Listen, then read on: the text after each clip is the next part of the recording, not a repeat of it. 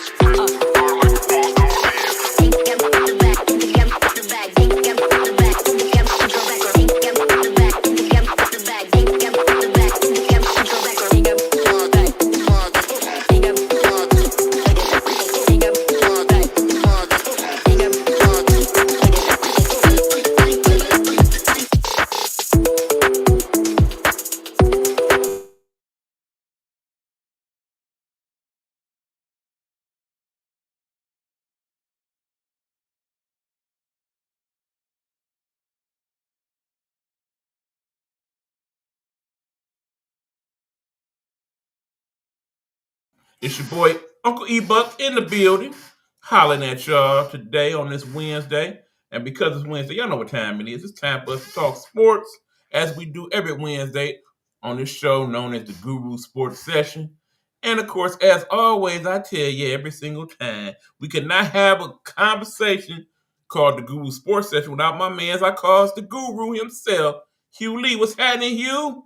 What's good, E, man? It's been a heck of a day, man.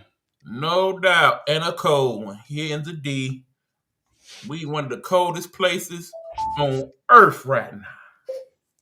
They were saying some of the places over here on the East Coast, man, is basically colder than than Antarctica right now. On earth, I said. Yeah, I couldn't believe that at first until I started to see it for my own self, man. Especially Yeah, but, man. but yeah, We we called this months ago. Here we said this was gonna be a bad winter, and we was right. Crazier summer too. Watch. It very well could be. But in the meanwhile, we got some sports to talk about, so we're gonna get into it. Without further ado, Hugh, go on, kick it off, bruh. Want to start off with the news that broke earlier in the week that Big Mike McCarthy, former Green Bay Packers coach, former Dallas Cowboys coach, is now with the Pittsburgh Steelers as their new head coach. And I thought that was actually a simple situation where, unfortunately, Mike Tomlin stepped down. But I looked at it and I felt like, okay, this possibly might be a reach out, situation too, to say, okay, yeah, we know Mike Tomlin's not going to be here no more, but we're going to try to still seek after my man's, Aaron Rodgers, and see if this will be able to keep him afloat. He still didn't make a decision yet, but when they asked Mike McCarthy, how would he feel about bringing back Aaron Rodgers? And he said, why wouldn't I, man? Because you already know the guy already know his system, and I think it's in place for him. But it's up to really right now what Aaron Rodgers want to do with his career. But I'm very curious to see what's going to happen there. But your thoughts on that pickup? Pittsburgh is about to go through some changes they are not familiar with. Understand, the Pittsburgh Steelers football franchise have had only 3 coaches in their whole time of existence, okay?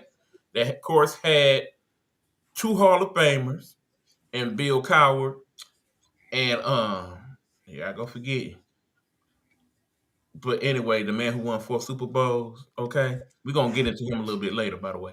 But look, between them, then they're 45 years of coaching, okay? Then you add, of course, the great Mike Tomlin, who did another damn near 20. So 60 plus years, just 3 coaches. I'm a Lions fan, okay? In them 60 years, we done had about 30 coaches, all right? Now, Pittsburgh has picked up Mike McCarthy, who is in his 60s and has had a decent career, man. He's won a Super Bowl. But is he about to do the next 15, 20 years? No. Is he about to do the next 5 years? No. There's 2 reasons why we got Mike McCarthy. One, because, okay, with Aaron Rodgers, we ain't got to deal with the quarterback situation because obviously Pittsburgh is looking at this from a financial standpoint. Okay, we ain't trying to spend no big money, and if we need a quarterback, eventually we're going to spend the big money. So we rather keep Aaron Rodgers and deal with it that way if we can. Second thing, which I did not know till today, Mike McCarthy, where that dude from? Pittsburgh. Pittsburgh. Which makes sense because you want the fan base to kind of be like, because remember, we know how good a coach Mike Tomlin was, won every season. Every season he was in Pittsburgh. That being said, the fans of Pittsburgh, Pennsylvania still wanted him gone. The majority of them, when he was gone, was like, okay, I'm with it. I'm with it. So now you got Mike McCarthy. Good luck. I don't even really look at it at that same situation like other people is, and they're like, man, I don't think that it's gonna work out.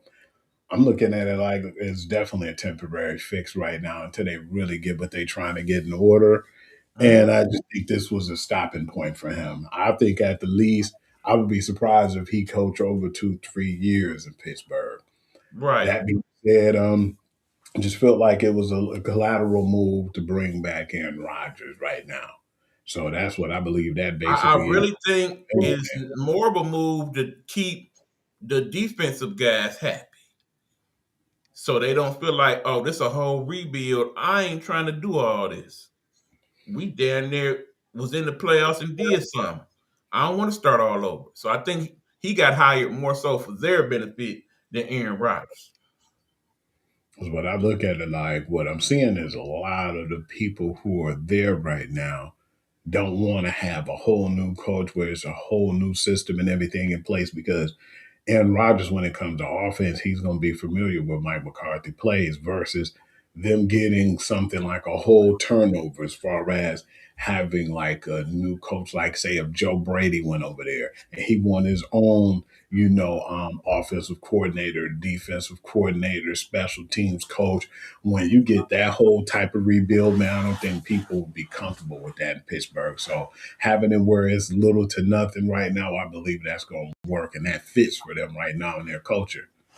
Right. Now, if this had been any other city, I've been like, why you couldn't give another brother a chance? But if anybody that looked out for the interest of African Americans in the National Football League, it's been the Pittsburgh Steelers. So I can't be mad at them for this hire.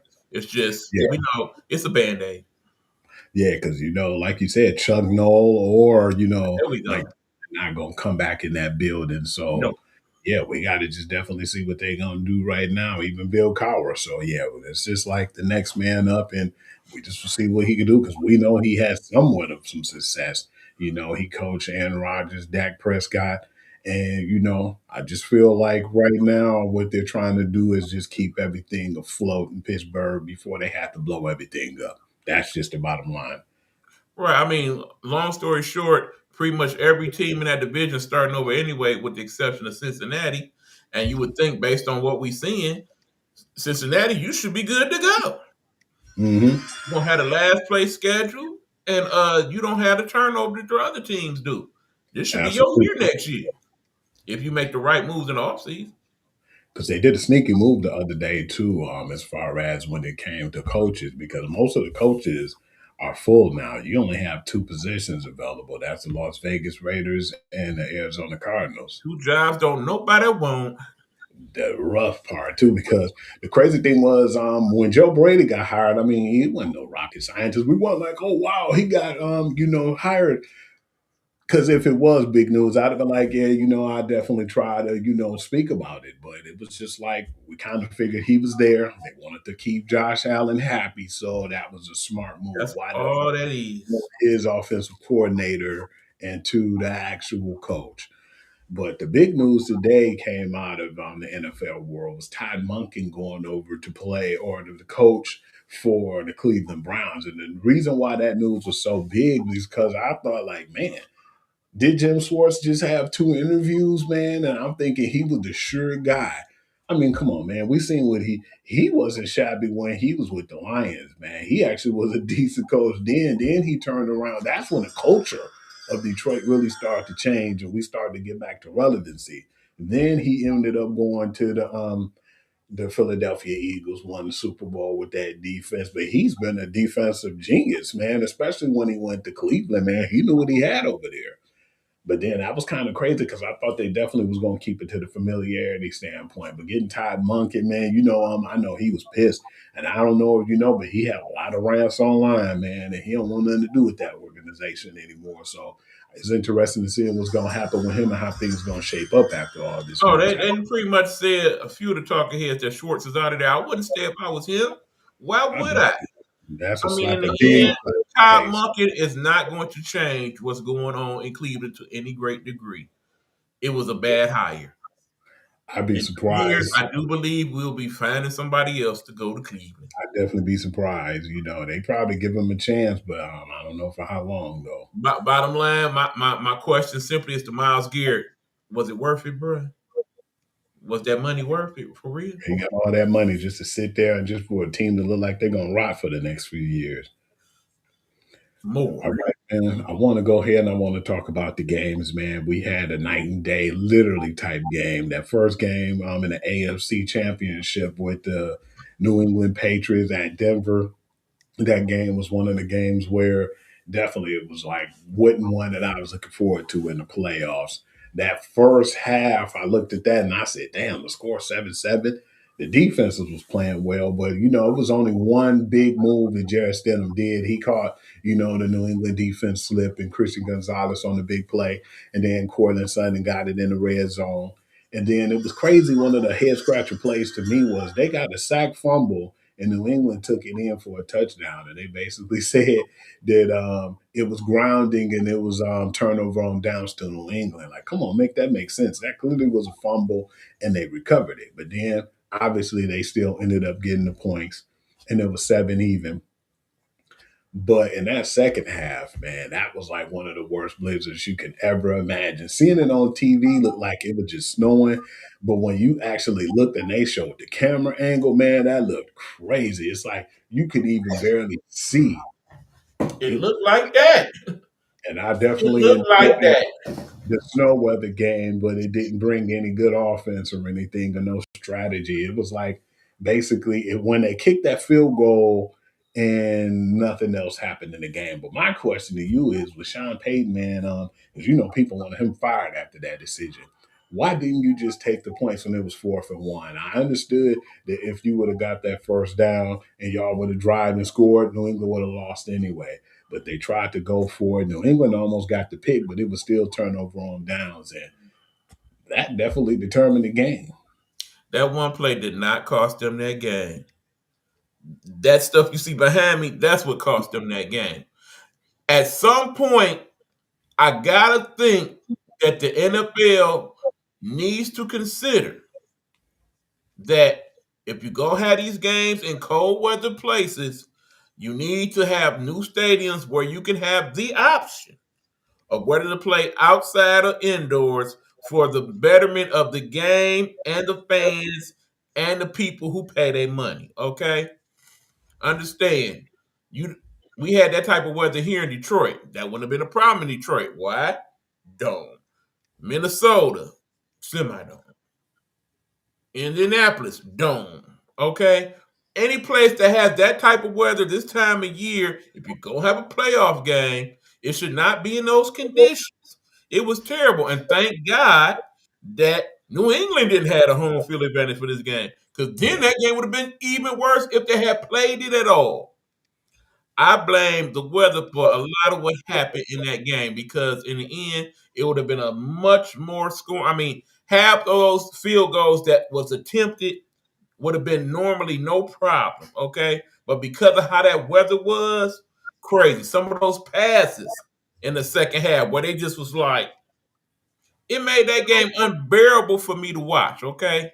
Could not stand it, all right? In the end, yeah, they had good defense and all that, but in the end, I think we kind of got played on that. Yeah, and that's the crazy thing because a lot of people was talking about that, saying they definitely need to do something about these, cold weather, climax. I mean, just think about it, Hugh. We got the college playoffs right now, right? And all the different little bowl situations and whatnot. None of those bowl games is in no cold weather type place. I understand it's not necessarily fair for the up north teams, but in the same token, is you really trying to sit there in that and watch a game for real and pay all your money to do it? I know I would.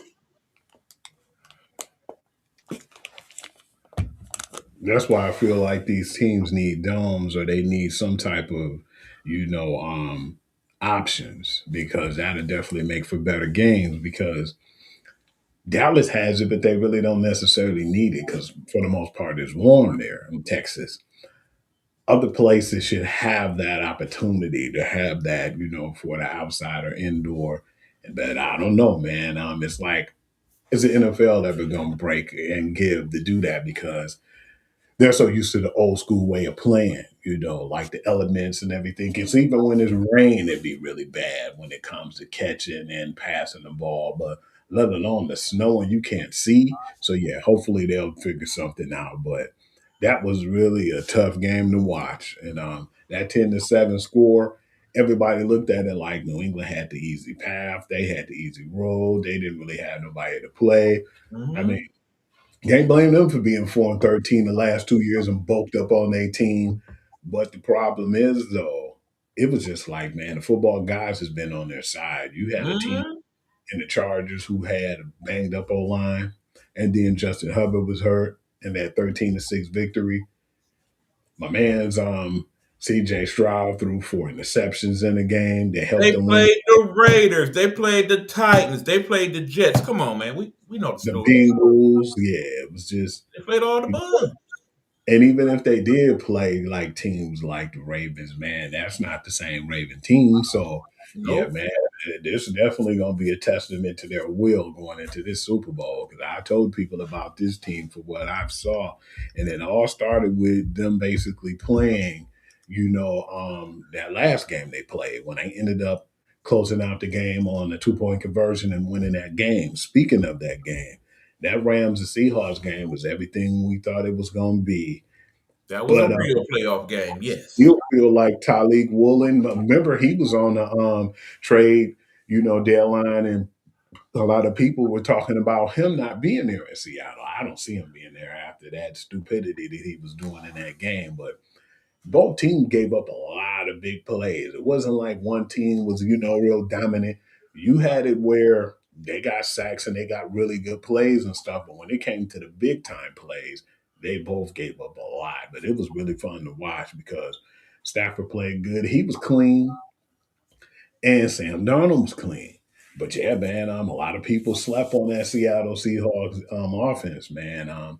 Sam Darnold held his own in that game. They looked both pretty good because I believe Matthew Stafford threw for 376 yards and 3 touchdowns, and Sam Darnold had 346 for 3 touchdowns. Both had clean games, but the run game was actually good on both sides too. And then, of course, come on now. I mean, you got Puka Nakua and Jackson Smith and Jake with two of the best wide receivers. They're definitely top five. But the X factor was, man, it's just Sam Darnold played clean, man. And them ghosts he was seeing back in the day wasn't there.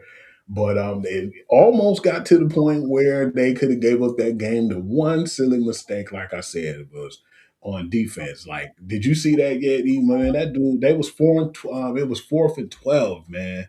And then they was gonna get them off the field. That clown went over and started talking to their sideline, acting crazy, getting out of hand, unsportsmanlike. 15 yards. Puka Nakua made him pay after that, man. And that's when the game got close because the game wouldn't even been close if he just would have kept his mouth shut and played like he was supposed to. But that being said, man, it was very exciting at the end because it still almost went down to the wire. Because if Puka would have somehow got out of bounds, they still had a chance. So when it was a game that went down to the actual very end and 0 seconds on the clock, yeah, man, that definitely to me, technically, without throwing no shade, man, was the Super Bowl. Those two teams, they came in that game thinking, okay, we're going to give it all we got. And they did that. I think what really won the game for Seattle is one thing, well, two things. One, and yeah, okay, Hugh. All right. Yep, I was wrong, okay? Sam Darnold legit, okay? All right, he ain't seeing the ghost no more. I clown that dude way too much. Just like my man Stephen A had to do, I too had to take it all back. My bad, Sam. You legit now, bruh.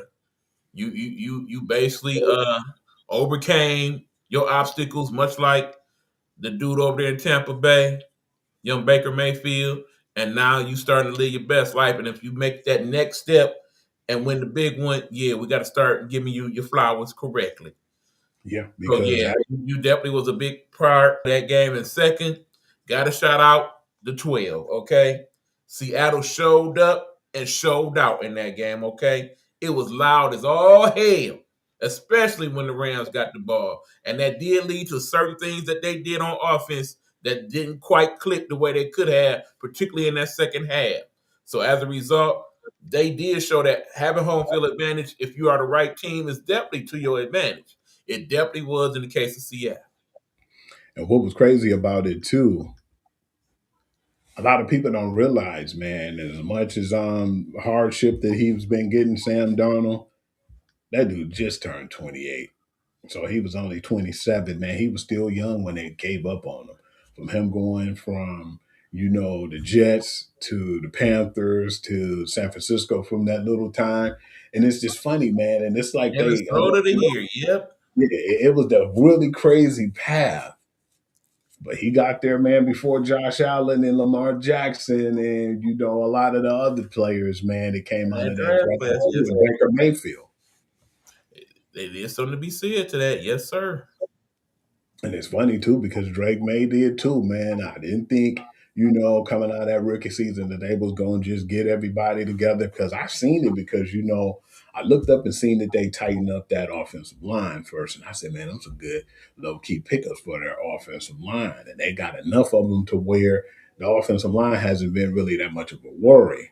But then you turn around and you shored up that defense because the defense wasn't really that problem. It was that O line, and they just looked really bad. But yeah, they shored up that team, man. And he actually is there too before some of the other guys in this draft, like Caleb Williams, and some of the younger guys in that draft class too, as well. So yeah, I was definitely surprised in his path too to come to the Well, actual. again, you got to give that draft class a little credit right now. Think about it. Caleb Williams, uh, Stroud. of course, Drake May, Oh, no, and my then bad. last year you had Jay Dane. They all Yeah. have been to the playoffs in the first couple seasons. And then Bo Nix, man, they And don't all went forget to Bo the Nix as conference. well. Absolutely. Because technically, you can say what you want to say about Bo Nix. He still was in the conference championship, even though he couldn't play. He got them there. So yeah, when you look at him and Caleb, and a lot of the guys in that draft, man, Jaden Daniels, that's impressive, man, because Right. because Because they you're went not pretty going far. to be having this conversation a few years ago about this draft class coming up. I tell you that.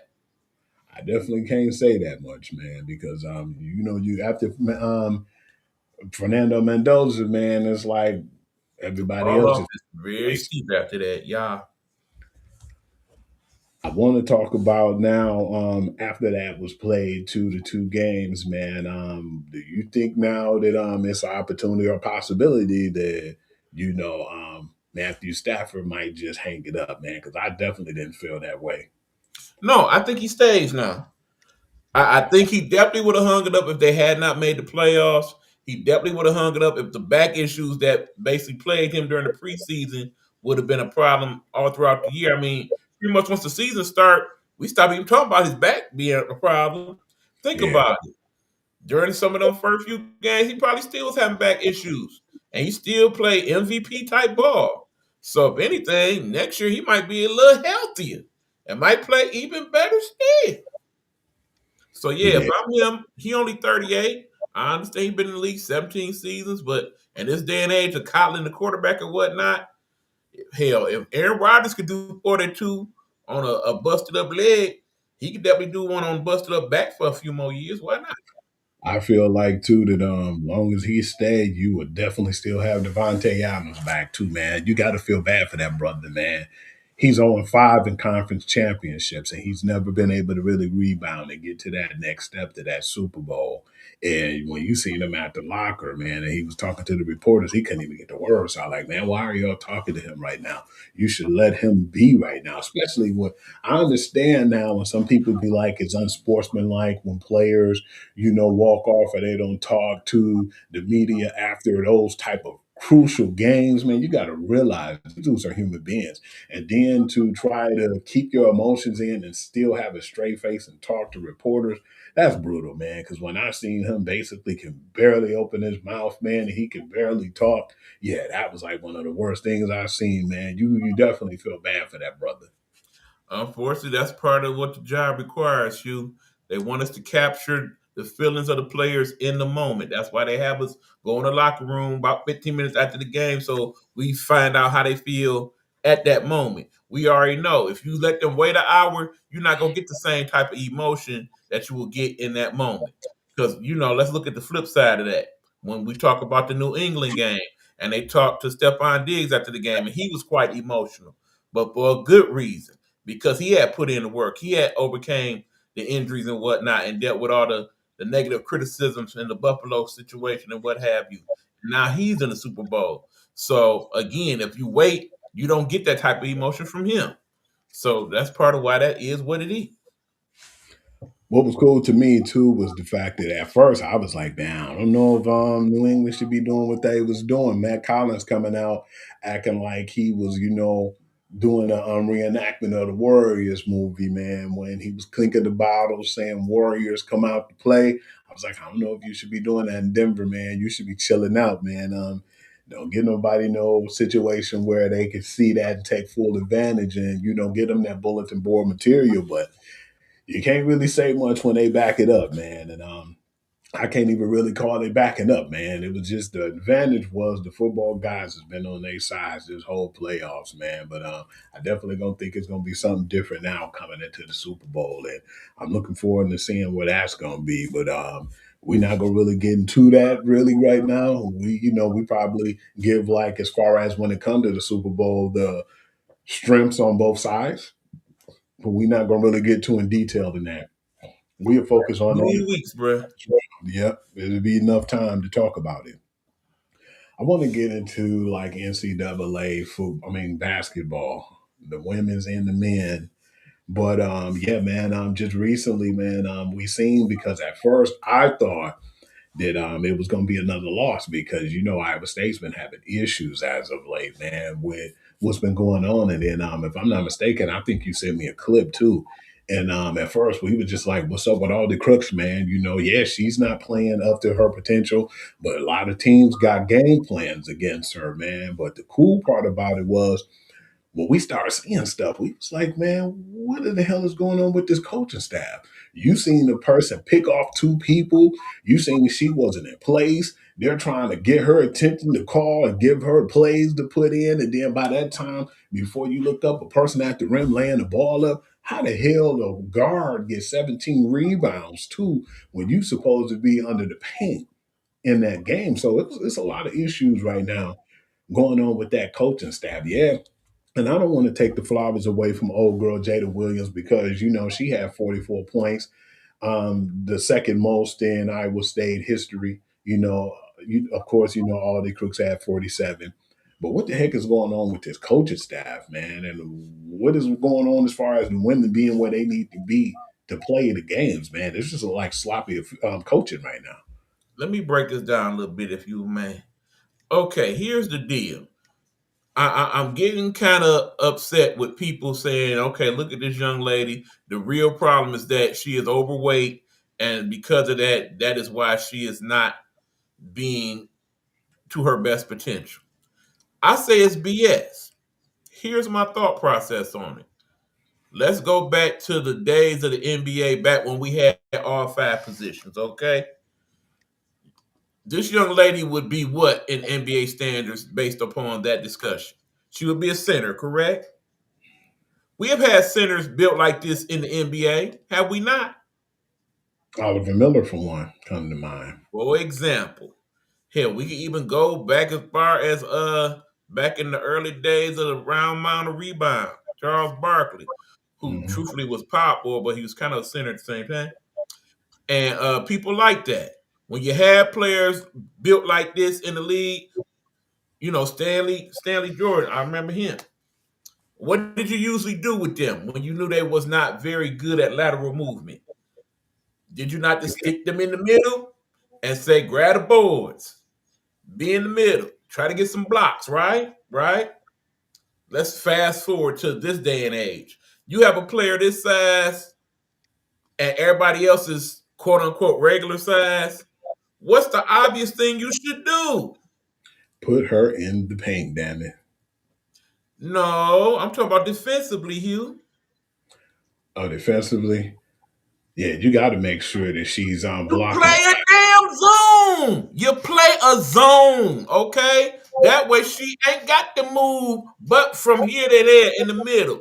And in the end, if her man wants to be on the top part of the zone and shoot threes, you make the guards cover that, okay? It's not going to be too many centers that size that's going to come out and shoot like that. I mean, we got the Sarah Strongs of the world, but how often they going to play a Sarah Strong type player? That's And a that's center. the problem because I believe Iowa State play man to man for the most part too, and that's been cooking. That's what our real problem is. And it's not a good man-to-man defense at all. They don't even really got people who can defend at a high level. So why would you have man to man when it just don't make any sense?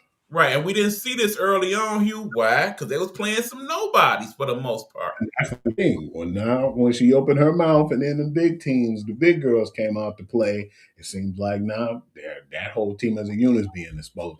Yeah, when you play these okie doke teams, it's fine, but when you play the better competition, you got to step your game up too. Right, because see, my point here, Hugh, is this. Yeah, we can go the route of, okay, if she just lose this my way, but think about it. Where does she score most of her points? Down to below. If you lose the type of weight that you think she should lose, and I know most of y'all going to be like, she could lose like 60, 70 pounds or whatnot, she'll still be 6'3", 2 But if she get that many points in the paint, if she's a quote-unquote regular size individual, no. You see, she has a bit of a perimeter game, somewhat. But in the end, I think it's about maybe as good as maybe an Angel Reese. And I know y'all like, ooh, but Angel can't shoot. Now, truthfully, she can. We didn't see the videos. But in the same token, Angel Reese ain't nowhere near that size, all right?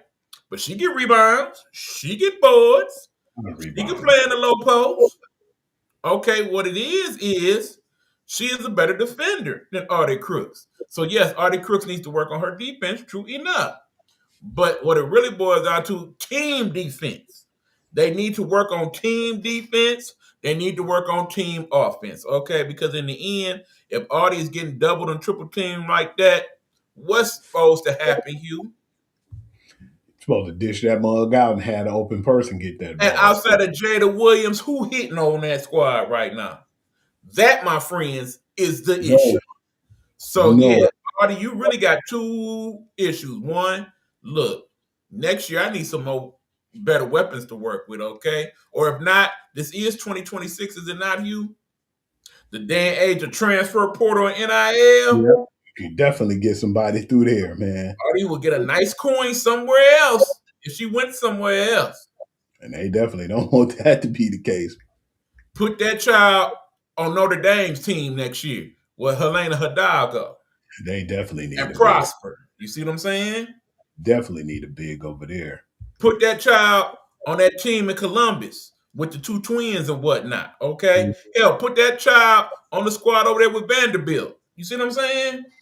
It's a lot of teams that could use her down below, man, who got some good shit. Acre about to graduate, I believe. Put her on that Texas squad. I mean, it's a lot of options for her out there if you can't properly utilize her. Because in the end, I don't care what y'all say. She will make it to the W. She will be a factor in the W. Will she be a all-day, everyday type, starter type player at that weight? I don't think so. But I don't think you need her to be. You can have her come off the bench and be very effective, I think, for spurts of 12 or 14 minutes, okay? She's not going to play the 32 minutes a game she's playing right now in college. But for 20 minutes, you could definitely do some things with her and that big body. Because there's still not too many people in the WNBA that can take her one-on-one. I promise you that. Don't believe so. I definitely feel like too, man. What I've seen, and it's funny, man, because what I like about just the men and the women's, man, you never know which day in, day out who's going to be a factor and who's going to be the better team because we had some really stiff competition, man. And I want to talk about some of the ladies still. I want to stay on that side. It was to the point where South Carolina was in a doghouse and then they went back to the penthouse within a few days span. Speaking of, Malaya Chavez went off while Oklahoma played them because I remember you was like, I'm just surprised that they're hanging in there. But I was kind of looking in at the game and just seeing them just kept playing, kept doing what they had to do, and the game was pretty close. When it went to overtime, I said, okay, I think South Carolina has the chance until they didn't. Chavez went off in overtime. How many points she had? Like 6, 15, 16? And, What did yeah, I tell you about that kid? Keep in mind, we're talking about Aaliyah Chavez, the number one recruit in this year's class, ended up going to Oklahoma. I told you she's very, very streaky. She was like that in high school. She is like that now early on in college. She has games where she'll miss like 10, 12, 13 shots. But of course, she got the green light to shoot it, shoot it, shoot it. And in that game, going into the fourth quarter, she only had 9 points, okay? But suddenly, a couple of them started falling, and she got hot. She got hot, hot. And remember, they do have some nice players in the low post at Oklahoma. So again, it's the opposite with that situation. When she not on, her job is to pound it in the post to the big girl, Reagan Beards and them, okay? But when she is on, her job is to shoot, and their job is to get open. And that's exactly what happened. And unfortunately, that made it to where Coach Staley was not happy. Oh yeah. Not And happy. then it's like what's so cool about it is the next it wasn't even like a few days or so later. I didn't expect for them to beat the brakes off of Vanderbilt like that. I thought that it was going to be a pretty good and close game. But yeah, when I looked up, they had them almost by 30 points, man. And this was like in the third quarter. It got to the point where I was like, yeah, man, it reminded me of that UConn Notre Dame game when I said, man, I don't have to finish watching this. I already know the outcome. Yeah, that game got ugly. Vanderbilt is overrated. I think we have learned that in these last couple of weeks. Absolutely. We've seen it the last two games because Michigan, if they had some of them, shots for, but let's be honest, they didn't call a damn thing in Vanderbilt. We was They let looking them like, play man, what's way wrong? too much. It Way was, too much. man, it was just a really like unorganized officiating crew. That's just my opinion. Not I even had to trying to, agree on that game say very that, much but so. it was just poor officiating, man. It was like so many times Michigan supposed to went to the line or got the ball, they didn't get the ball, and they just looked the other way. I say the real problem with Vanderbilt right now is they're in the SEC season, and then every team they play the next month is going to be ranked, and in the SEC, and yeah, they in for a rude awakening, They okay? still Because bottom play. line, we know the plan for them. Okay, Vanderbilt, let's slow up old girl, and the rest of them we ain't gonna worry about as much.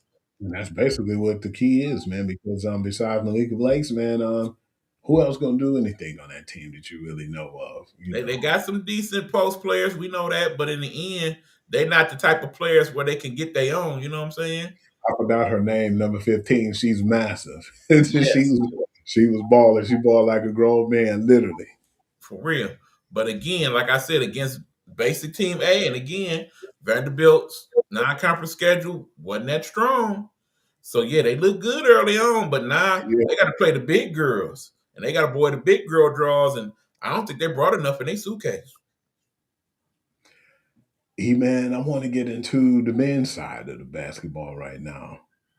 What was crazy to me, we were just talking about my man Charles Bideko, because he was pissed off because he wanted to get back from the G League of in the NBA to go back to Alabama. It was two guys that already got their opportunities, and he wanted the same opportunity. Alabama denied him that. Of course, they went to court, and when that happened, he actually was reinstated immediately, man, and came off the bench, and I think he scored like 13 points in the Alabama Tennessee game.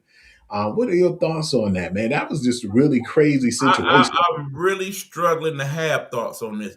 The way it's set up right now It was is so very weird. confusing. How some players who can play in the professional leagues can Yes. still have eligibility in college, but some cannot. How some players can have a COVID year, a red shirt year, another red shirt Mhm. year, and of course, you already know they're trying to change the red shirt rules in college football. So, of course, if they do that, they automatically gonna look to do the same in college basketball, where you can mess around and play most of the season and then sit out maybe 8 games. Be like, okay, well, we can register you for next year. And it's like because these people getting paid and whatnot, and you know that once you get your league, because remember we had that conversation last week about how many actual slots is available in the NFL. You know it's even less in the NBA. Yeah. So yeah, if you get paid in college to play, why the hell would you not stay and do so? If you could actually do both, and it appears in the case of some of these players, they still gonna be allowed to do both. So after your college season, you still get to go back to the G League. Tell me how that make any sense? Wow, man. That just lets you know, man, from the NIL standpoint to the transfer portal, man, they needs to get something in line. And I believe they This is was a mess right now.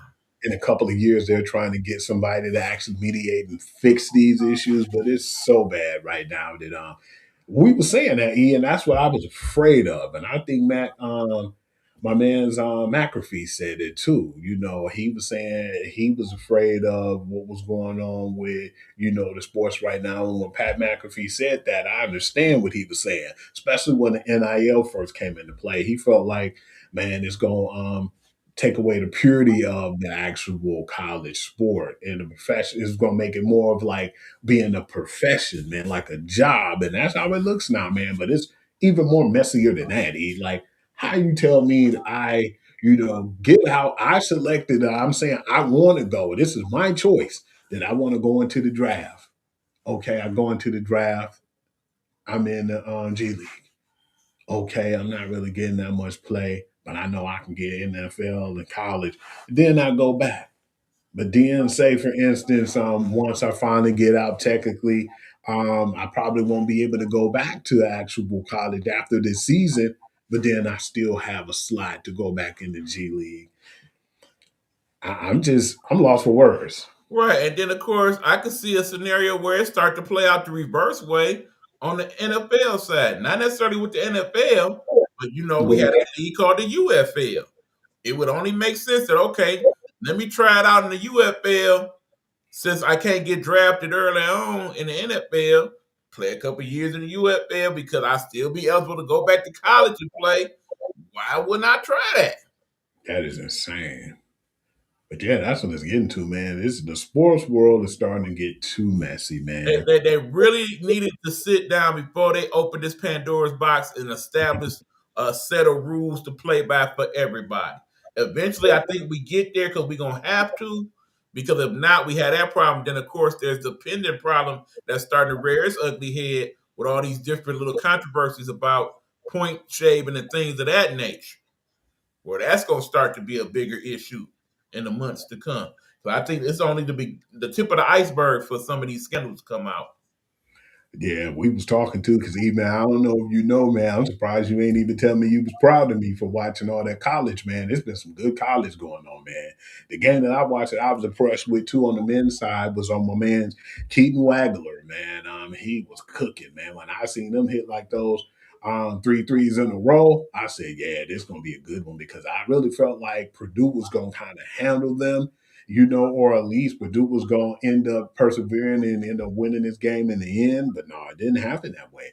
They held their own and they stayed in it, but it was too much from Illinois, the Illini, and they ended up pulling it off. And then at the same time, that Keaton Wagler kid had 46 points, man.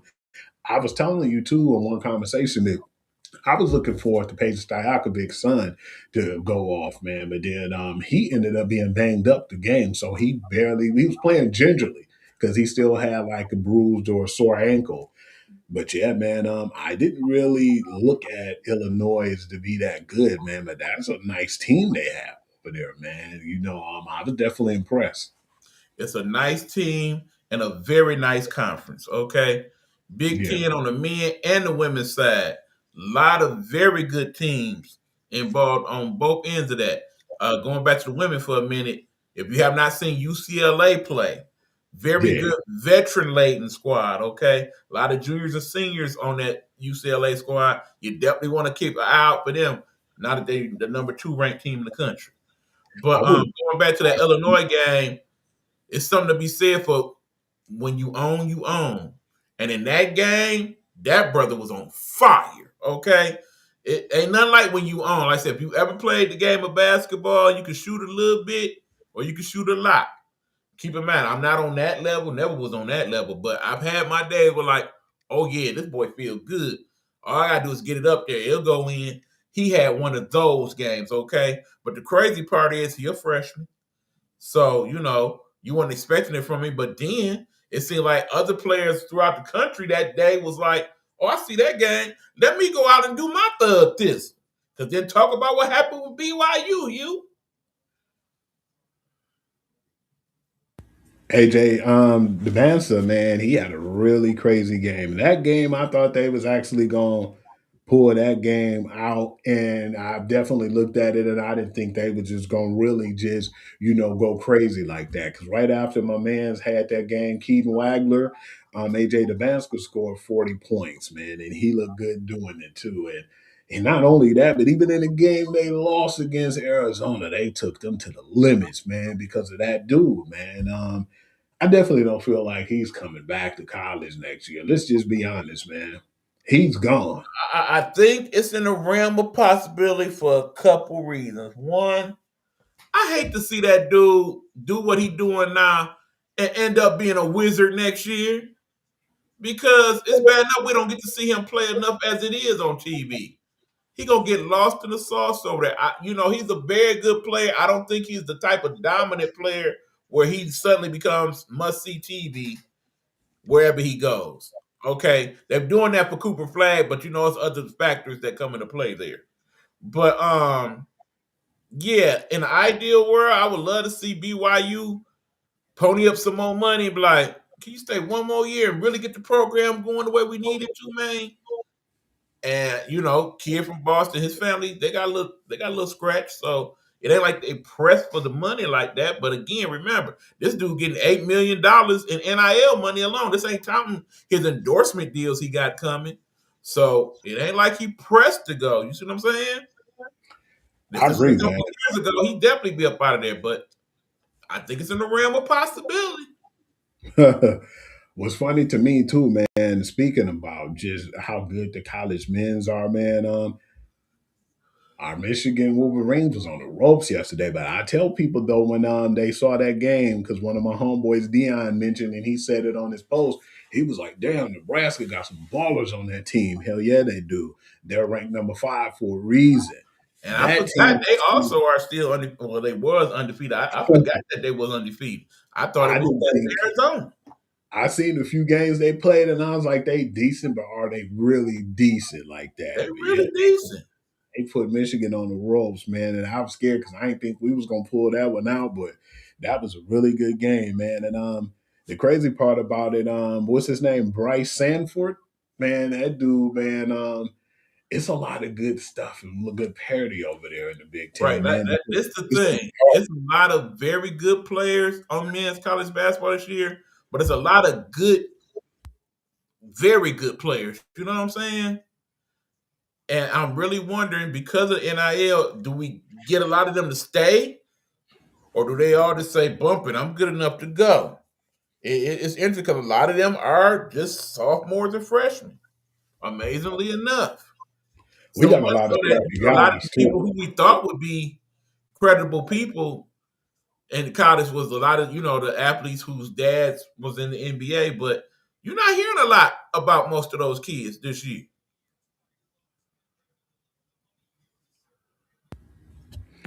Yeah, man. What I've seen too, just in general, that we have a scrappy team over there in Michigan, man, and we got Absolutely. can score, but there's other teams that had that same formula, and that's what make a lot of the teams dangerous because it's already hard enough to play in the Big Ten, but then you got the SEC too, and even the ACC. which I'm surprised Absolutely. that Kentucky is not playing as good as I thought they would. And if you want to have an idea of what we're talking about, do nothing more than tune in Friday night on Fox. You got the Michigan Wolverines playing the Michigan State Spartans. That's going to be a hell of a game.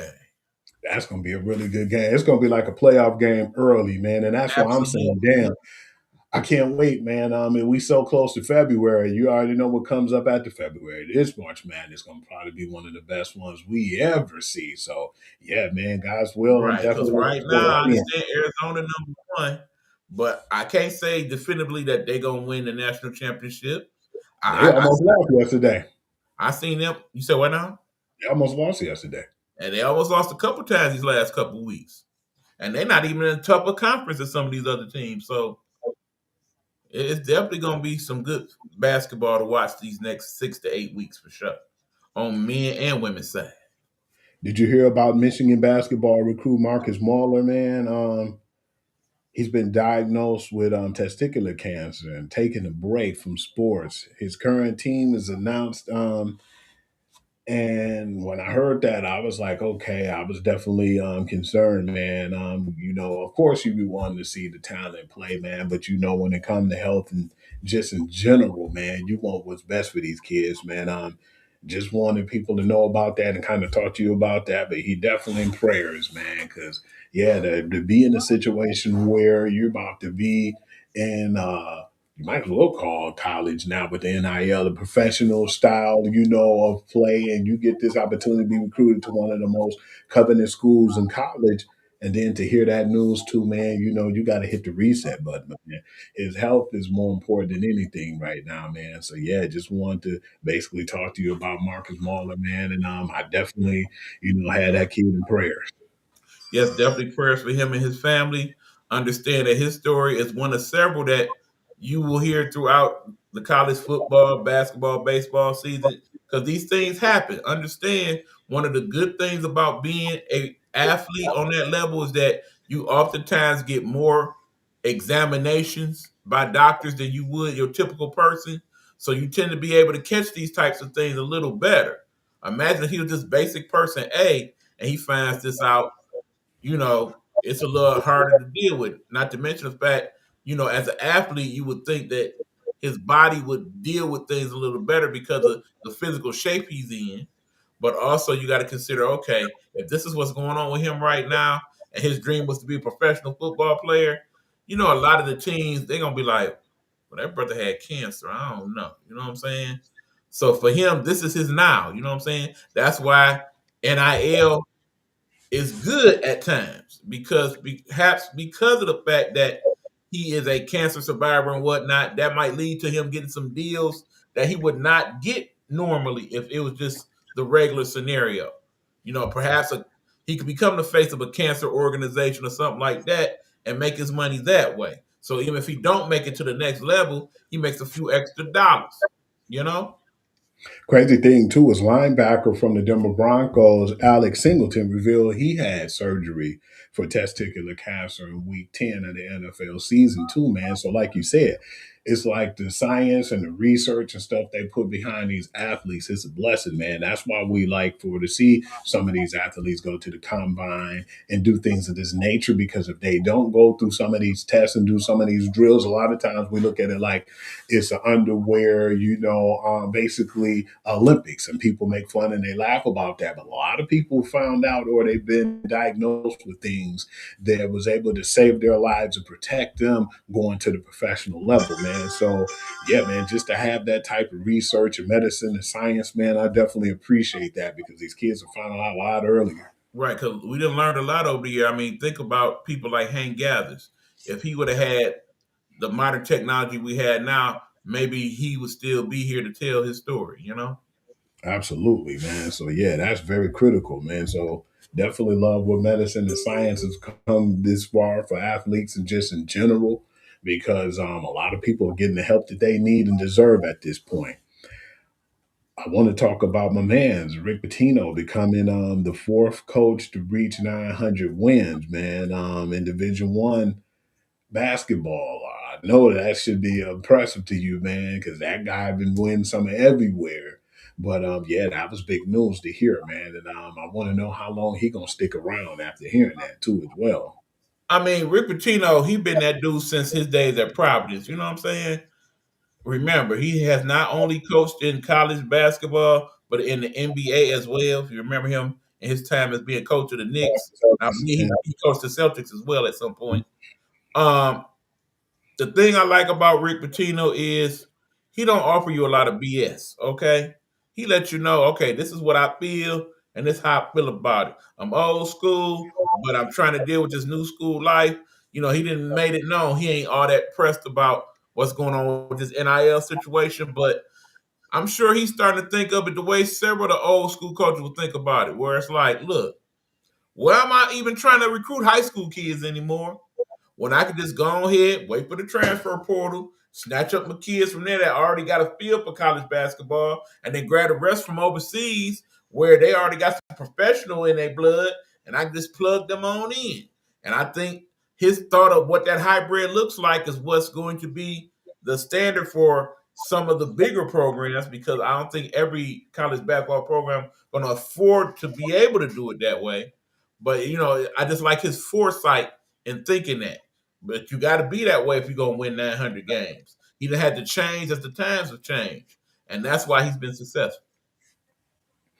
I definitely feel like that was big news for him, man, because like you said, just his success in general that he's had and his impact in just the sport today, whether it's NBA or college. So yeah, man, definitely well deserved. And congratulations to Rick Pitino on that 900 win. Absolutely. I want to move on, unless you wanted to take a break, because I definitely want to start getting into the NBA because there's a lot of crazy stuff happening on the NBA front too. Yep, and then there's another big news story that we definitely got to get to for the end of the show. We will do that. Before we do that, though, we will talk to y'all about this Nighthawk Network and some of our shows and our people, because we definitely want you guys to tune in to all the shows, including this one we about to show you now. When we come back, we'll give you a little briefing, and then we'll get back to the show. All right, this is Guru Sports Session. That's the Guru, Hugh Lee, also known as Uncle Hugh, and me, Uncle E-Bud. We'll be back after these words from the Nighthawk Network. Nighthawk Network, our voices for our people.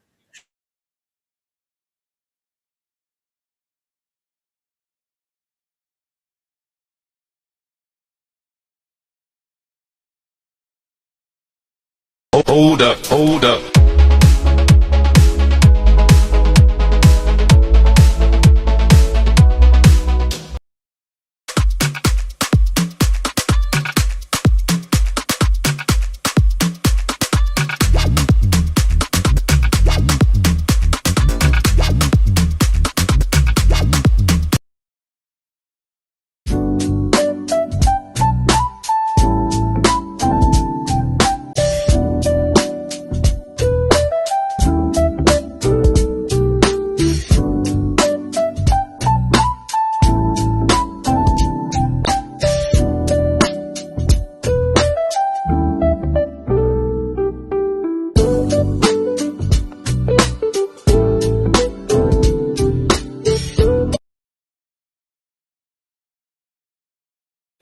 Game on, watch me rise from the dirt to the clouds to the star-filled skies. Game on, I play to win, this is my house now, let the games begin. Game on, watch me rise from the dirt to the clouds to the star-filled skies. Game on, I play to win, this is my house now, let the games begin.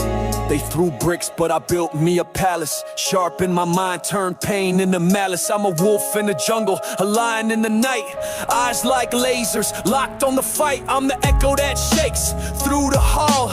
Every time I fall, I grow 10 feet tall. No chains, no walls can keep me bound. I'm the thunder that roars when no one's around. They said Tune in to Straight Sports Talk with Coach Vincent, Fridays at 8 p.m., sponsored by the Nighthawk Network Detroit. Nighthawk Network, our voices for our people. Victories are firing, I'm the flame.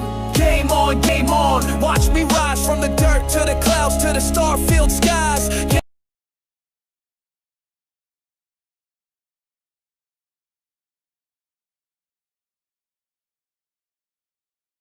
Two new radio stations hit the net, Road to Stardom Radio and eBuck Beats Radio. Check us out on rdoai.com/RTSR or eBuck88 to hear great music created by us. You won't be disappointed.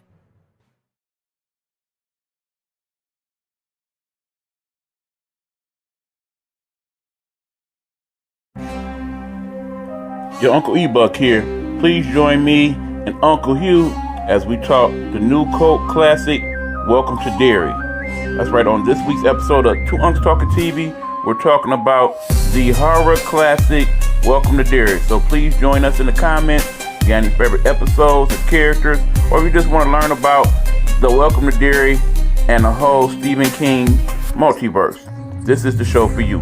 So please check us out on Two Unks Talking TV as part of my Nighthawk Network. Nighthawk Network, our voices for our people.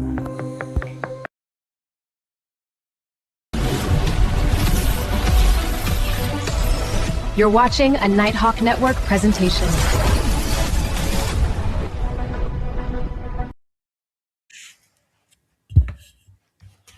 All right, we are back. As y'all saw that commercial, you see that we got a new show that me and Hugh do as well. It is called Two Unks Talking TV. And as you see tomorrow, we will definitely be talking about the show called Welcome to Derry, a personal favorite of my brother's. You want to give him a quick preview? Yeah, I'm gonna just get off into everything from the details of it and where it actually came from, and we just gonna kind of get into the origin of the whole thing. I don't want to bore some of the people, but I know a lot of the horror movie fans will definitely appreciate it. But yeah, we definitely will tap into some of how the Stephen King multiverse have to do and how all this stuff specifically went on at the same time during his movies. And when I say it's very complicated and complex, and I'm definitely looking forward to the history lesson on it from my brother Hugh, I am, because like I said, just looking at some of the little research I've done, it's like, okay, this book, now that book, now this movie, now that movie.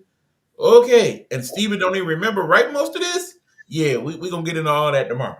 But anyway, Yeah. back to the show at hand, Google Sports Session. What we talking next, Hugh? I want to talk about the NBA, man, and talk about what happened, man. It was some good stuff that happened in the NBA. One of my favorite games, I told you, really surprised me. It was like I looked up and I said, okay, basketball on. Let me go ahead and check it out because it was on kind of early. And I've noticed as of late, the games have been coming on earlier too since the NFL season's winding down. But this was a Saturday front that I've seen too, or it was like, yeah, I believe it was Saturday, one of the games I saw. And it was one of the better games too this year that I actually chimed into.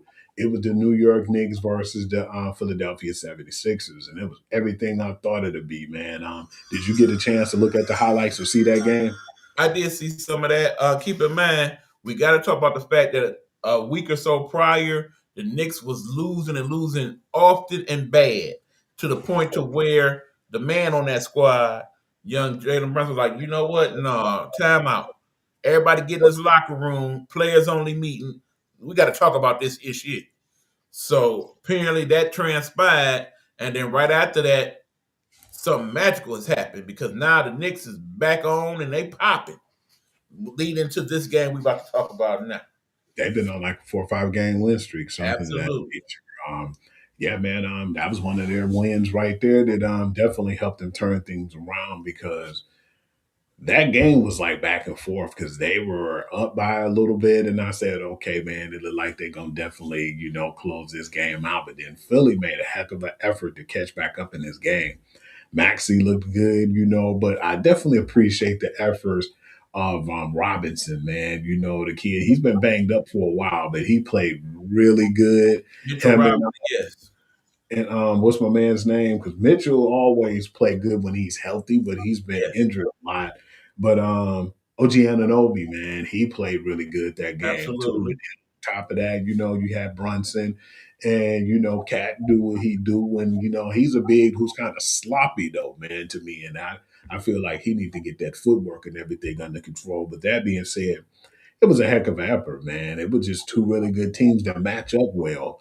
And I think that at the end of the game, though, my man's Joel Embiid was pissed off and he had a gripe because he felt like he got fouled on the last possession when they were trying to go down and, close out and try to tie the game.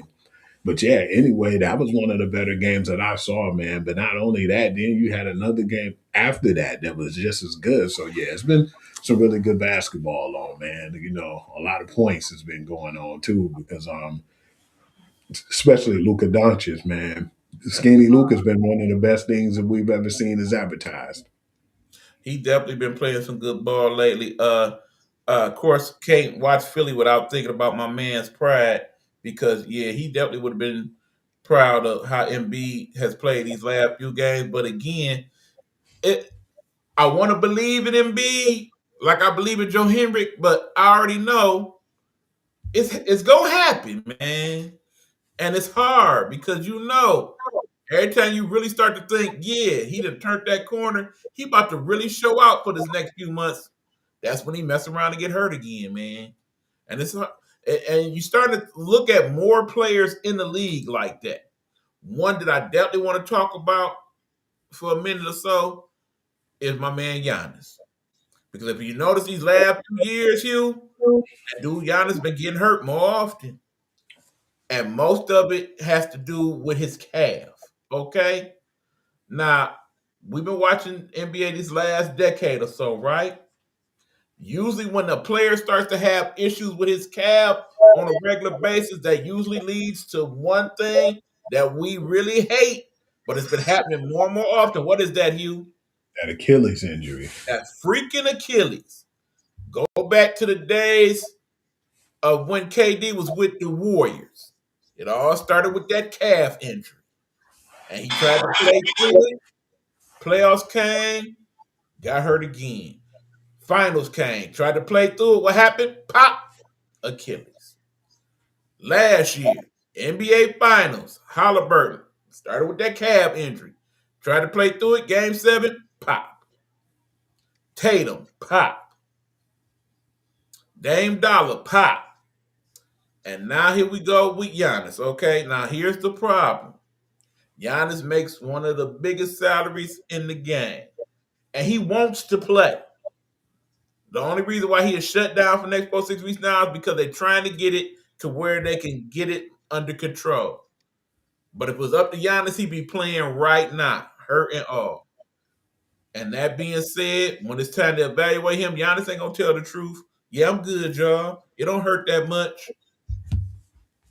But because Milwaukee wants to keep him and probably will keep him during the trade deadline because people kind of scared about that calf thing, I can see it happening. I'm not wishing it on Giannis, knock on the wood, but if that happens, particularly to a player like Giannis, who plays based on his athletic ability, not so much his ability to score, here we go again.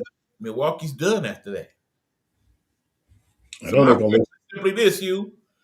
The end of 4 to 6 weeks, should they go ahead and shut him down for the season and hit the tank mode? I'm thinking they just gonna have to mess around and figure out and listen to see what people have out there because you know they're gonna give up King's ransom, and right now they probably can't afford to keep that dude, you know. But then, like you said, teams gonna be afraid to take on that contract or that responsibility, knowing he's starting to get those bad freaking injuries. So yeah, it's gonna be a crazy week, man, because you know the trade deadline's coming up too. So it's gonna be a lot of stuff to look at and see what's gonna happen around the league. But I'm gonna tell you right now, I would really be surprised if he's still on that roster after the trade deadline. I'd be surprised if he wasn't. If I'm a team, I'm not trading for Giannis. I'm letting his contract play on out, and then I'm trying to sign him after the fact. So that if in the end it is a situation with that calf and I end up missing him for a year or so, I ain't had to give up half my team to get that. All I had to do was pay that brother. Yeah, because the King ransom, the teams wanted, and I seen some of the things like you'll have to give up 3 regular players and then 3 first rounders for some teams, and I wouldn't do that. And yeah, that whole the Piston, no, get our name up out their mouth. I don't. No, it ain't worth that for me because we a lot closer than I feel people give us credit for. You do that with Giannis, no, you kind of put us back a year or two, especially if he mess around and get hurt. No. It'll be something similar to what we had already before. Same with the New York Knicks. If I'm them, I'm not doing that right now. Nope. Because I know that when you get those big name players and your eyes open wide, and then it don't work out, man. Nah, I don't think I want to have that happen again. When it happened to us before, you can't burn us again twice. No, nope, not doing it. Another person who I feel like when it came to his stock, man, being like tainted right now is Jonathan Kaminga, man. That dude's been diagnosed with a bone bruise in his left knee. And now, man, you can't even probably get nothing for him right now, man. So he's stuck, man, in limbo over there in Golden State. What's going to happen with that brother, Jonathan Kaminga, man? He eventually gonna get out of there. I mean, I don't know how much longer he got on his contract, but I'm not re-signing with them. They don't love me over there. They never really did. So he'll end up somewhere. Now, bone bruise is different than that whole calf thing, but again, it may start out bone bruise, end up ACL. Again, if I'm a team, I might offer a little something. But if in the end, they're like, no, we need 2 picks and 2. Nope, not for Kaminga. No, sir. Man, it's like that dude can't get a break. I feel bad for him, man. Right. And truthfully, the Warriors kind of need to keep him because of what happened to Jimmy Buckets. Yeah, I agree. They definitely need to keep him over there, man, because he's been playing those minutes as of late. So, yeah, Mhm. it's like it's cheaper to keep him at this point. Right. Question two, I wanted to see too what was going to happen in the league is because I've been hearing stuff like Dalton Connect's been pissed off right now with the Lakers. Man, he definitely want to get him somewhere else where he could go because no disrespect, but man, you got LeRae over there, you got Luca Ball, and then you got LeBron and Rule, man. It's like all of them dudes, man. Everybody's clicking over there, man. When they own, they own, but when they off, they off. And I just feel like Don Connect hasn't been really getting the playing time he needed. But he asked to be traded, and I believe now they're willing to give him that opportunity. I think it's a good move for the Lakers to do so. He really don't fit the culture like they need him to. And I think you can get something decent for him, particularly Yeah. somebody that you can put in the post to help out Aiden. Did you see the game just recently, man? Yesterday when my man's put up like 40 some points, man. Him and Luca. Luca put up 47. I think Spider put up 40 yesterday, man. There's been some really good games and explosive games over this last week or so in the NBA, man. Do you think it's because of the lack of defense, or you just think the skilled players are coming out to play? I think it's that time of the season where, you didn't got warmed up and whatnot. It's time to start showing up and showing out in this thing. You're getting close to the All-Star break, so you feeling comfortable with what your team is or what it's gonna be, and you start to say, okay, it's time to shine now. Let's do this. And I think that's what it is. Definitely got to shout out our Detroit Pistons playing very well right now. Never thought that they would be in first place in the Eastern Conference at this point in the season. Thought they was gonna have a good season. Nothing like this.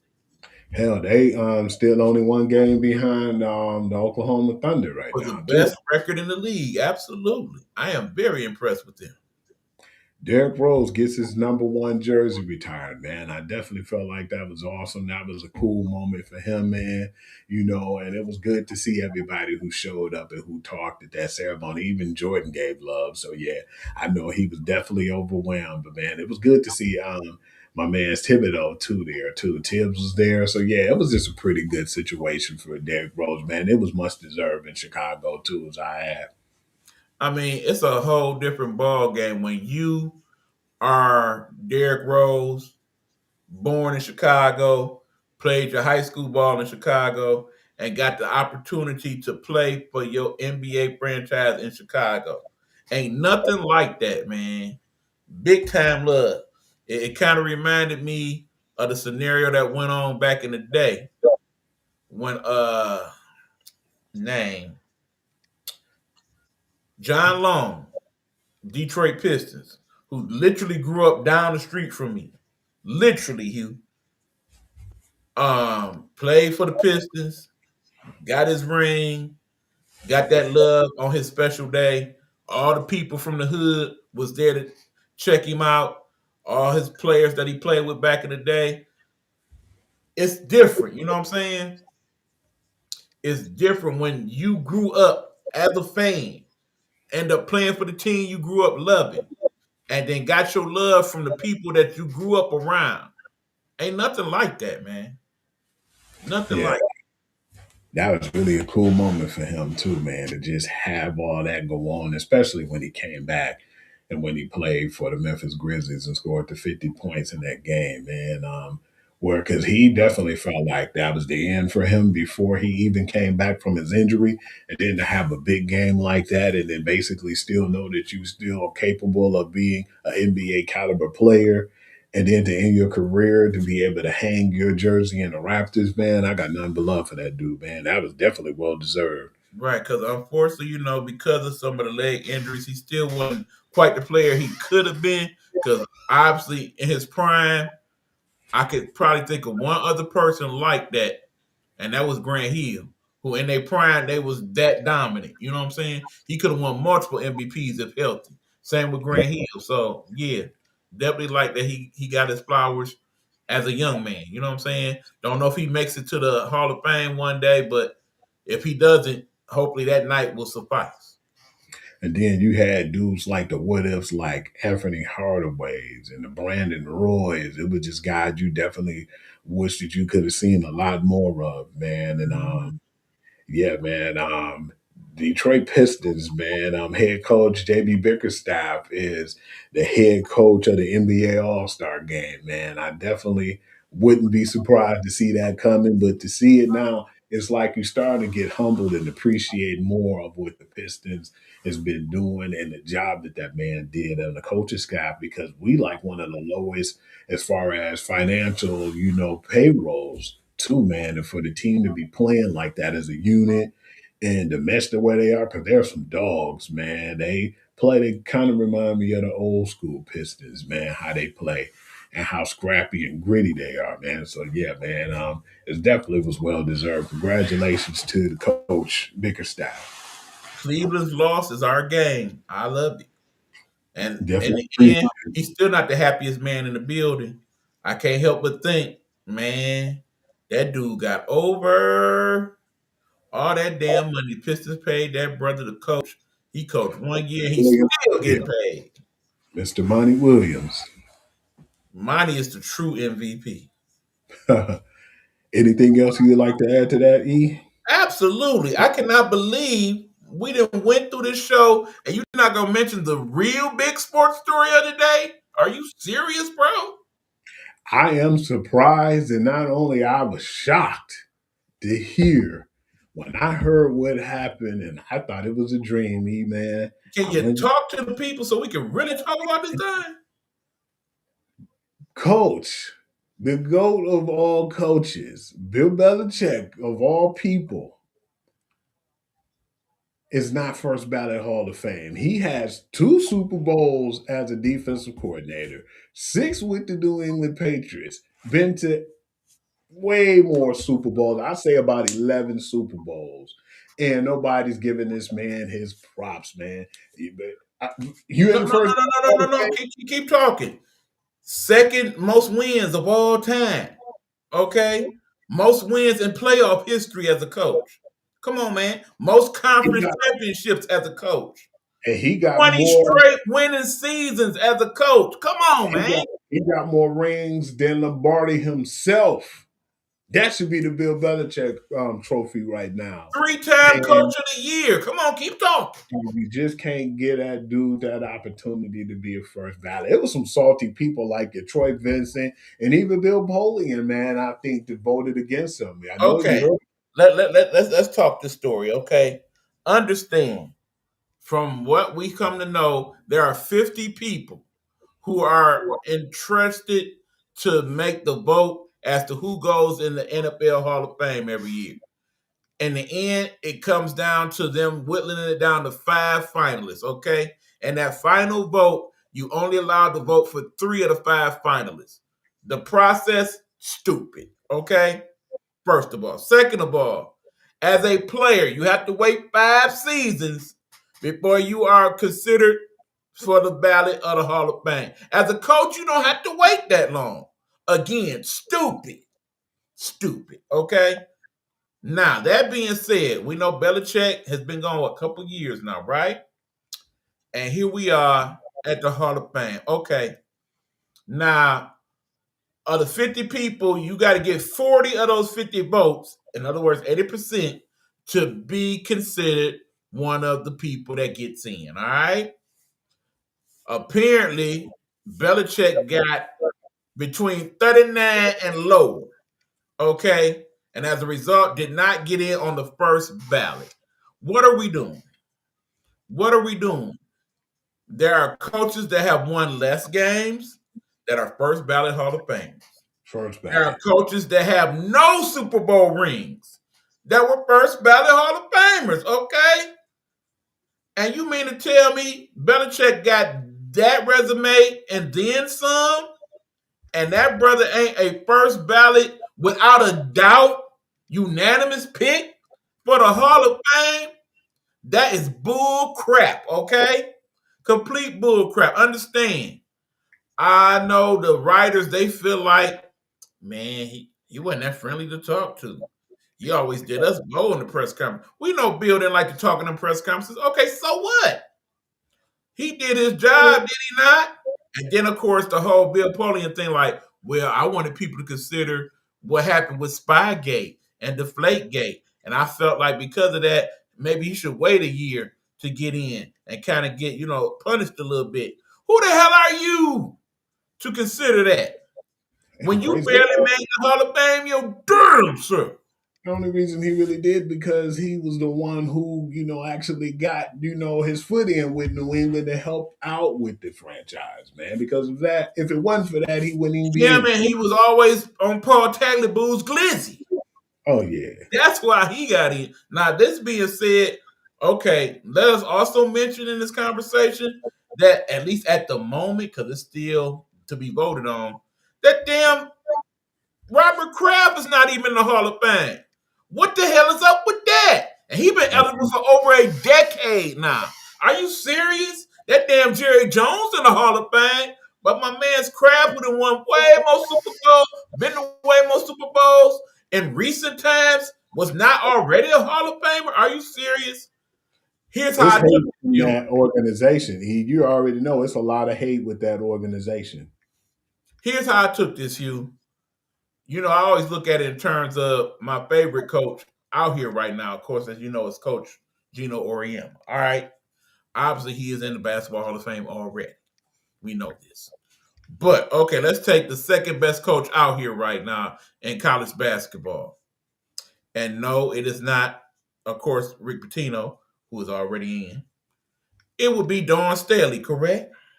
Absolutely. Imagine them saying Dawn Staley is not a first ballot Hall of Famer when her time comes. You understand how crazy that sounds? When she done won all these damn games, been a Hall of Famer as a player, by the way, been in the WNBA, Hall of Fame as well. They won 3 national championships. That's quite a resume, is it not? It's a great resume. Bill Belichick's resume 3 times better than that. And you mean to tell me it's some people that had the audacity to mitigate a guard to be like, yeah, he ain't good enough to make it on the first ballot. Come on, people. Now, they done did this before, all right? Think about my man's Terrell Owens, who, again, was a person that some people did not like. He rubbed them the wrong way. So, yeah, they made him wait a couple years. It was bullshit. He's perhaps one of the 3 best wide receivers ever. Ever. Probably could play right damn now and have 1,000-yard season. Seen that brother lately? He's still in damn good shape. Him and that damn Michael Irvin. But anyway. He run against some of the better athletes and hang with them still. It ain't like he no slouch. He actually trains with him and everything. But anyway, back to Belichick, all right? This is a travesty of major proportions, okay? And then, of course, you had to think, okay, if he's being penalized for the Deflategate and the Spygate, in a couple of years, somebody else is eligible for NFL Hall of Fame. And that brother is Tom Brady. You mean to tell me it's going to be people that's going to take their punk-ass ballot and be like, well, Tom Brady has something to do with that. We're going to make him wait, too. Yep, are you out your rapid ass, man? I can see it. I can definitely see it. Ain't no way in hell that's supposed to happen, Hugh. We Nah, bro. all No, acknowledge him as the GOAT. The GOAT. 7 rings, okay? 7. More than Jordan, all right? Damn near up there with Bill Russell, all of that, all right? Went to 10 Super Bowls. Won it with 2 different teams. You mean to tell me it's going to be people that fix their mouth to say, nah, he ain't no first ballot Hall of Fame. Yeah, I understand he all-time leader in yards, touchdown, blah, blah, blah, blah, blah. That ain't good enough. And the crazy thing is Brady got 2 Hall of Fame careers. Right, Remember, because you already know coming up before him is Drew Brees. Now, Drew Brees going to get in on the first ballot. You mean to tell me you're going to put Drew Brees in on the first ballot and not Tom Brady or Bill Belichick? You don't get the hell out of here. you know they're going to pick and choose. And Mike Tomlin decided not to come back to coaching. He a first ballot Hall of Famer. I wish you would say different. But you know the Shield going to do what they do. The Shield's going to definitely make sure they say they protect what they own. And they need to correct this issue, okay? I agree with what the talking heads, particularly Stephen A, said this morning. If I got anything to do with the Hall of Fame, I'm not showing up this year. I boycott that bitch. For real. Because that's just extra, extra wrong, okay? And I wish they would do time like that. Come on, man. That's going to be a problem. A big one. I mean, because understand, unlike the Major League Baseball where they had the morality clause and whatnot, and that's why some of these people don't get in on first ballots, even though we know Babe Ruth was a womanizer, damn Mickey Mantle was a druggie. Don't even get me started on Tyrus Cobb's racist behind.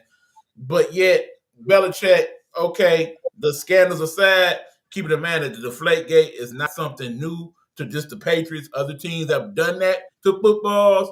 The Spygate is not new to the Patriots. Other teams have done that recording game. It just so happened they the ones that you choose to catch because you got tired of them winning so damn much. That's all it was. It ain't nothing but hateration, bruh. I don't care if Bill Belichick slapped your mama and called her a bitch. You cannot deny what he has done as an NFL coach. He should be first ballot. He shouldn't even had to wait. As soon as he determined he wasn't coming back, they should have put him in. I'm talking about, hell, I can say the same for Brady. Damn waiting these 5 years. They need to do a Roberto Clemente and put him in on the spot. I mean, granted, we know why Roberto Clemente was put in on the spot. We don't want it to happen because of that match. But yeah, you know what I'm saying. But you know how it is, man. But yeah, we had to talk about that. I could not let the show go without that being a discussion. And I'm just surprised you waited till the end of the show to even have that discussion. The reason why is because we're going to talk about the Super Bowl preview with the 2 teams' strengths and weaknesses. It's not going to be that long. But I want to talk about that, man, as far as... Now, are we doing that now or are we doing that next week? Do you want to do... You know what? Let's say that for next week, man. And also, remember, next week we also want to give y'all guys a final report card of the other teams and how we felt they did this year and what we think they need to do to get their ish together for next year. Because that'll definitely save us and that'll give us a little bit more time to have to talk about that because we already know their strengths and weaknesses, man, just from playing and watching them right now. And it's still an advantage to, to a team, but we're not going to say it right now. But until then, we'll just save that till next week. We'll just, get into that by then. Right. And of course, remember, y'all, some good games coming. Again, we got that Michigan State game. We got my UConn Lady Huskies playing Tennessee. That should be a good matchup on Sunday. And it's a couple good matchups for Vanderbilt this weekend. And I believe that South Carolina got another good one as well. So, yeah, definitely check out some college basketball this weekend. They just denied your boy Eli Manning, too. Well, he should not be a first ballot Hall of Fame. It's like this. Who cares when, if you can't get my man's Bill in, it's like, wow, you definitely want to. If Eli got in before Bill, that would have just made me madder. So, okay. That's where I'm at with that. Well, that's all I have to say. Man, anything else you want to add, brother? That's pretty much what I got. Unfortunately, our girl Coco Gauff did not advanced in the Australian Open. It's very hard as a person that likes tennis to be involved with tennis these days. I said this when the Williams sisters declined and stopped being a part of the equation. People was gonna stop talking about tennis so much. Tiger Woods, when he ain't no longer involved in golf, people gonna stop talking about golf so much. It's sad truth of the matter. I know my sister's still gonna watch. My sister Harriet, a diehard tennis, supporter. So I'm gonna definitely hear from her for sure. Yeah. Yeah, man. Y'all already know, man. Hell, they can Here we catch us. go. As far as I'm concerned, All right, you guys. Y'all already know what time it is. Y'all can catch me at Whovy, WHOOVI on Instagram. I put up for the most part our promos and breaking news. I like to say I appreciate all you guys for showing love and support. That's been getting a lot of good reviews as of late. Sports Guru to You is my Facebook page where I talk nothing but sports. I give the breaking news, highlights, and then the end results of the games, the final scores. And you can catch me at TikTok at Hugh.Lee6. And I would like to say I appreciate you all. We would like for a lot of you people to go down and click in the comments too and click our links, like and subscribe. We got them all on our platforms, but I'd like to also give a shout out to the Nighthawk Network and all our supporters. And I'd like to say thank you once again. It's highly appreciated. Absolutely. Love y'all. Appreciate y'all. Keep watching, keep liking, keep subscribing. And do us another favor if you would. If you like our show like that, share it to some of your peoples and let them know what we got going on here. We appreciate you doing that as well. One special shout out before I want to shout out Aria.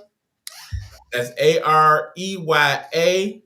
She is a Twitch gamer and somebody I used to work with back in the day, one of my work nieces. You can check her out on Twitch at Aria Hour, AREYAHOUR. You can do that favor for me. I appreciate you for doing that as well. All right, y'all. Until next week, man. We'll holler at you. Throw the deuces up, bro. See y'all Thursday. 2 Unks Talking TV. Welcome to Dairy. Oh, yeah.